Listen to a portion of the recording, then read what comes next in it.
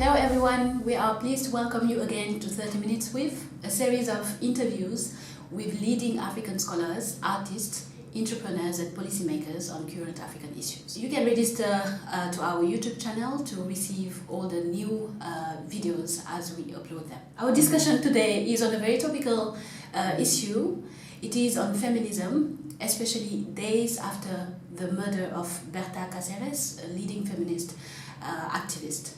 So, to discuss this issue, we are inviting a leading scholar, historian, political scientist.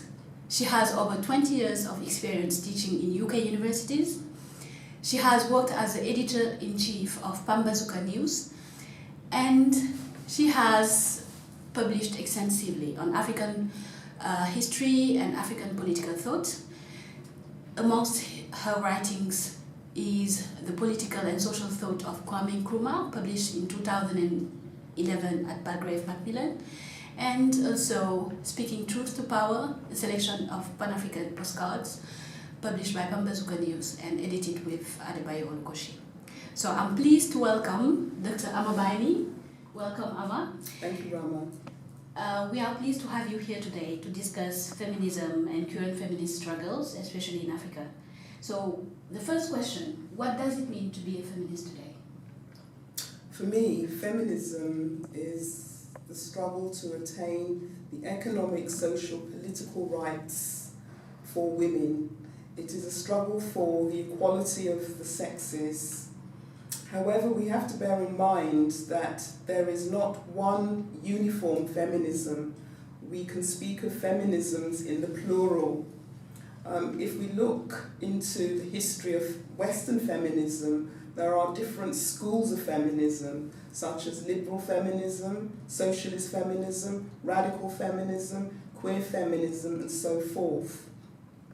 I think it's important for one to define the vision one has of feminism and one's objectives, one's principles, and one's agenda. I define myself as a radical, Pan-Africanist, socialist feminist. And by that, I am working and I believe in destroying the system of capitalism, patriarchy, imperialism, and working with men to establish and to construct a new society that is much more fairer, equal, humane in the world and also within the context of Africa. So, Dr. Biney, what do you respond to people who say that feminism is un-African?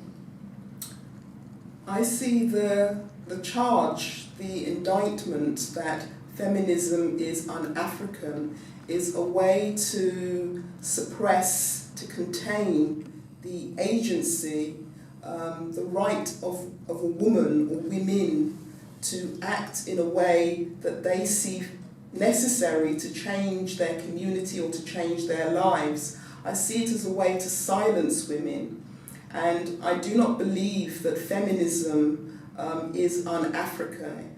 I feel and believe that the word feminism has been very much maligned and stereotyped and has now been used as a word of offence that is characterized, that is thrown against women as a form of ammunition to silence and suppress them.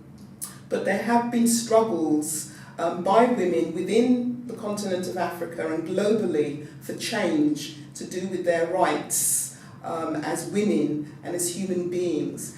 And I think we need to take on board, those realities, and perhaps for many people, men and women who are threatened by the word feminism, it's not so much the word that we need to be so fixated and obsessed with.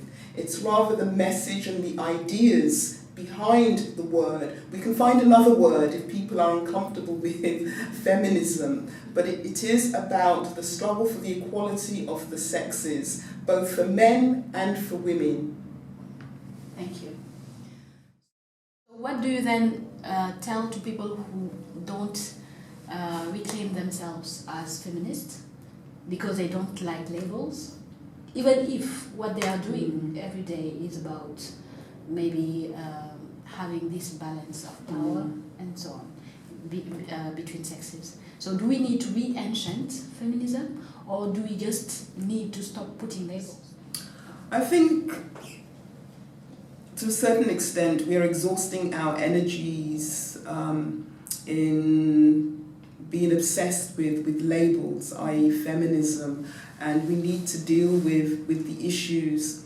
So the issue may be in particular communities, it may be female genital mutilation or cutting, which is a much more preferred term, or it may be sexual harassment, or it may be the issue of sugar daddies, whereby in many African countries, many young women, young girls are encouraged to, at school, to engage in sex for grades. These are all examples of gender inequality or the discrimination of young women, girls, based on their sex, based on the fact that some men, and I emphasize not all men, demonstrate sexist or patriarchal attitudes or oppress women by sexually assaulting, raping women, but the issues are that women are oppressed in their communities or their societies, and these are the issues we need to deal with, rather than putting a label on a young woman or an adult female that she is feminist. It is how do we combat gender discrimination that favours boys and men above girls and women. Thank you. So in your opinion, is there a revival of feminism today with people such as Emma Watson with the campaign He for She, the UN campaign, and Chimamanda Ngozi Adichie, Beyoncé reclaiming themselves as feminists, or is it an illusion? Perhaps there is a revival, but being a historian, I think longevity, time will tell when we look back. But we can certainly say and see that there are certain celebrity women and also public intellectuals such as Bell Hooks and Angela Davis, who've been very prominent within the diaspora and who speak from a more radical feminist perspective. But also on the African continent, we have esteemed scholars such as Oyeronke Oyewumi, we have Nkiru Nzegwu, we also have Patricia McFadden, we have Georgia Chikata, we also have Amina Mama, who've been doing some very profound work within feminist scholarship that we need to consult, we need to engage with. But feminism in the plural is subject to qualifications, and I believe that women in the South, particularly in continents such as Africa, Asia, Latin America, we have experienced the white woman's burden, what I call the hegemony of European Western feminists, whereby they have dictated and imposed their agendas. They have told women in the South that they know our realities better than we know our own realities. So therefore, as women of the South, as women of Africa, we are the only ones who can speak to our own realities. And whilst we may engage in sisterhood and we may engage in trans-global solidarity, we can only do so on a platform or a bridge of equality. Therefore, genuine sisterhood and solidarity trans-globally must be aware that we should not seek to recreate new forms of domination of European women over African women. So what are your thoughts on evolving notions such as gender, especially when we know that Oyeronke or Oyewumi, for example, said that Yorubas don't do gender? And what do you think also on terms such as masculinity and femininity? Do you think they are more relevant categories? I think gender can be defined as both a social and a cultural construct. It is based on the belief that there are biological differences between men and women, and based on this division, there is a belief that there should be a separation in terms of roles and expectations and behaviours on these two different sexes. And therefore society assigns that men, boys should behave in a masculine way or perform masculinity, and values and roles and behaviours associated with masculinity are that men should be aggressive, men should be competitive, men should be providers, men should also be breadwinners, they should be competitive, they are allowed to be loud. Men are also expected to be intelligent and thinkers.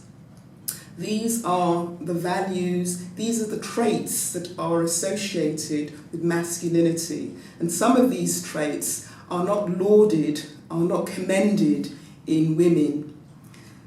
When we look at femininity, femininity is associated with women being carers, nurturers, providers of care for the elderly and children. Women are expected to be gentle, meek, submissive, passive. Women are expected to be soft-spoken, not loud and aggressive. And if a woman is intelligent or she is considered to be intellectual or a thinker, these specific traits are often considered by some men, I emphasize some men, as to be intimidating or threatening. These are not values or principles or traits associated with femininity. So, in general, men and women become boxed in to what it is to be a man, what it is to be a woman, what it is to be a boy, what it is to be a girl. And these traits are stifling. I believe they are oppressive to both men and women. And we need to socialize our boys and girls differently, that it is acceptable for girls to be assertive, to be confident, to see themselves as thinkers, intellectuals, just as boys can equally express their emotions and can also be carers, can be gentle as well. I think both terms masculinity and femininity are socially contrived roles. That is, they box women and men into expected roles and behaviours. And we need to perhaps challenge some of these roles and behaviours. Inherent in notions of masculinity and femininity is a belief in the superiority of men and boys and the inferiority of women and girls. I think we need to socialise our men and boys, girls and women very differently if we want to transform our societies. So, Dr. Biney, what is your assessment of past feminist struggles in Africa? Do you think that liberation movements that were supposed to be emancipatory for all, for example, failed to address women's rights? I strongly believe that the contributions that women played during the anti-colonial period, for example, have yet to be documented. We need to ask ourselves what has become of the female combatants that were part of the Land and Freedom Army, otherwise known as Mau Mau. What has become of the numerous women who fought on the front lines in the national liberation struggles of Guinea-Bissau, Angola, Mozambique, Zimbabwe and South Africa? and also what has become of the stories and narratives of women who fought in the Algerian national liberation struggle for their country. These struggles have yet to be documented. There is a reality that on the attainment of political freedom, many female combatants in the national liberation struggles were relegated to return to the home. And even during the struggle for national liberation struggle, the pro-feminist freedom fighter by the name of Amilcar Cabral was very vigilant in seeking to challenge the embedded patriarchal attitudes within the PAIGC. He castigated male combatants who did not find it comfortable to be in a subordinate position to a female general. And Cabral very much castigated PAIGC commissars who much preferred to have a woman as a mistress rather than encourage her to become a doctor or a soldier or a teacher. I think we need to commend such pro-feminists such as Amilcar Cabral, Thomas Sankara and Samora Machel. We need more African men like these examples. After the imperative of national unity that pretty much cancelled all dissenting voice, how about the developmental agenda today?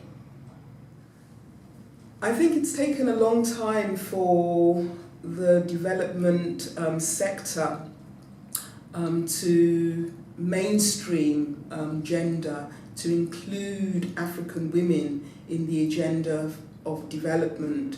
And I think that has been as a result of the fact that development in Africa has very much been something that has been done to Africa. It has been imposed upon Africa in terms of objectives, in terms of the orientation of economic policies. But development isn't only to do with material realities, it's also to do with a culture of a community, of a society. And women are often more than 50% of African societies. So women have to be integral, women have to be at the forefront, have to be involved in any developmental agenda plans. But often the thrust, the focus of development currently on the African continent has been very much underpinned by the ethos of neoliberalism, the ethos of the market, the ethos of commercialization and privatization. And these have often worked against the interests of women, because when we privatize water, it is women and children who are affected by the privatization of water. It is women and children who are affected by the privatization of healthcare.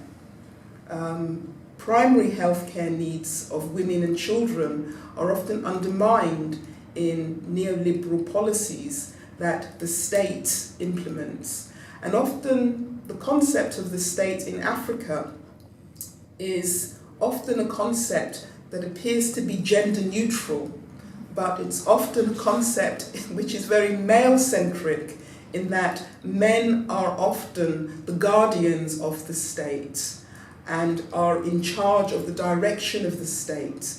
And often we have women who have subscribed to patriarchal ideologies who are often co-gatekeepers of the state.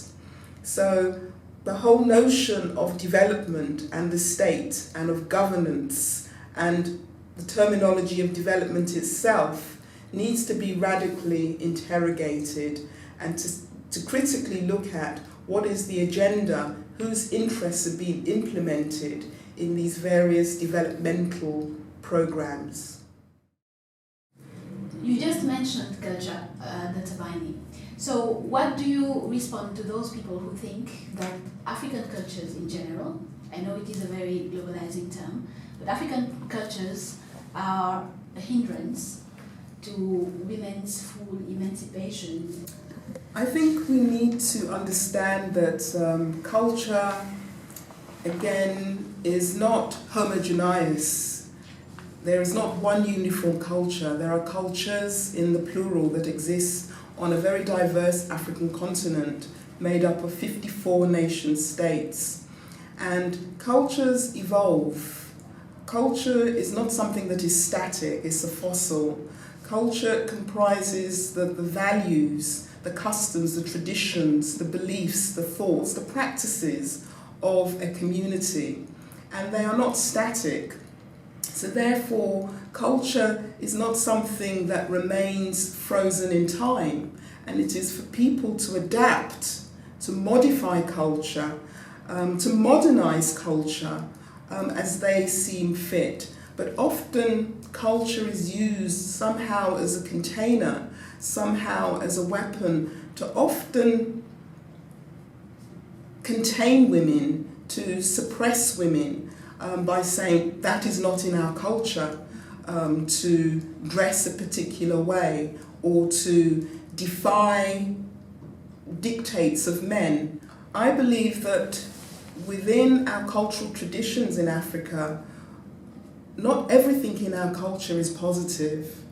We need to critically reflect on the negative aspects of our culture and address those and do away with some of the negative practices, such as child marriages, for example. It may have been a practice that has been within communities for decades, if not centuries, or cutting, female genital mutilation. We must change those aspects of our culture that are discriminatory, that are prejudicial against some members of our community. For example, within parts of Tanzania, there is the cultural belief that people who are albinos, albino individuals, that their body parts retain some kind of cultural and mystical worth. And therefore, albino individuals are killed, are murdered in certain societies in Africa. This is a reactionary and culturally backward practice that denies the human rights of albino people. And therefore, we need to create awareness, we need to educate people about the rights of people who possess albinoism. It is a cultural practice that we must root out. That is the killing and murder of albino people. In your last paper published on International Women's Day and provocatively titled Are Women Human Beings?, you concluded that globally, whilst women may have made great strides, patriarchal attitudes prevail in a male-dominated world. Can you tell us what led you to this assessment? I was inspired to write that article entitled Are Women Human Beings?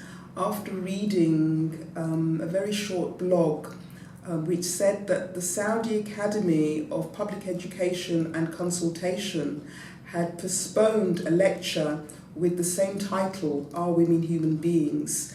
And it caused a huge media controversy, that is within social media. So I was very much intrigued by the question, are women human beings? And as someone who closely follows global issues pertaining to women, I seriously considered the plight of women around the world. And just recently, with the murder, the horrendous murder and killing and rape of Jayoti Singh in December 2012 in India, and there have been numerous other rapes that have not received as much public attention in India of women and girls.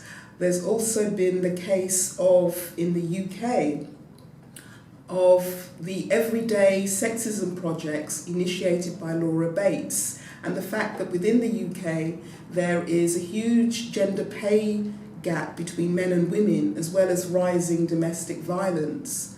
There's also the case of the fact that South Africa has one of the most progressive constitutions in the world, and yet competes with India to have a high number of gender-based violence cases against women.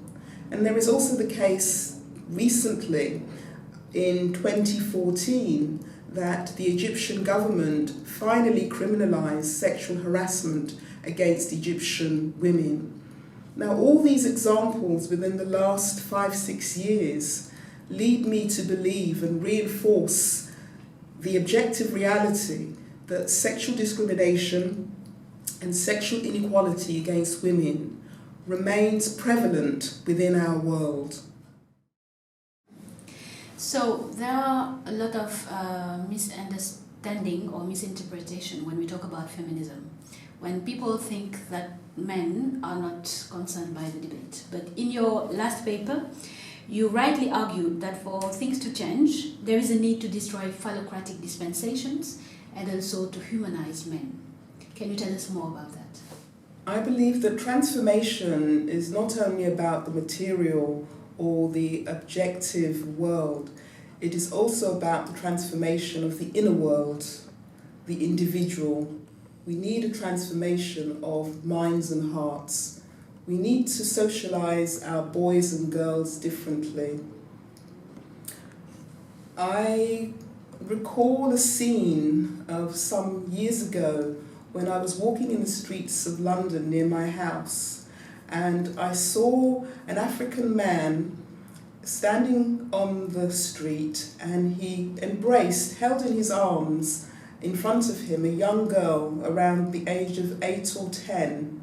And as I passed him, we both smiled at each other. And I thought to myself, what a beautiful scene. And years later, I've actually asked myself, what would have been his reaction if it had been a young 8 or 10-year-old boy who had been crying? Would that same man have responded in the same way to this young boy? Or would he have said to the boy, stop crying, boys don't cry? And would he have embraced the young boy in the same way he had embraced this young girl? The point I'm making is that for phallocratic dispensations to be destroyed, I believe our African men have to become more in tune with their emotions, with their feelings. Men have to learn how to show sensitivity and vulnerability, and they also have to learn that they are no less a man or less masculine for displaying and discussing their emotions. I believe that for phallocratic dispensations to be destroyed, we need to address the fact that in war-torn places, such as in the Central African Republic, the Democratic Republic of the Congo, and in Sudan, we have men who go around with their phalluses and guns as extensions of their phalluses, raping, pillaging, plundering, and killing women and children who are often the victims, the most victims of conflicts in these regions that I've mentioned. Therefore, in order to create a new society, a new world, I believe that men who are progressive, men who believe in changing the African continent, need to join hands with women in creating not only a new world, but they need to change themselves. They need to transform their own mindsets. Phallocratic dispensations also exist in the phenomenon of sugar daddies that exists in many African countries. It exists in the phenomena of sex for grades, whereby male teachers, and I emphasize some male teachers, will demand sex for grades and abuse and sexually exploit young girls in the context of schools. I believe that men have to challenge patriarchy. Men also have to be in the struggle. They have to be disloyal to patriarchy in order for us to change the world and change Africa.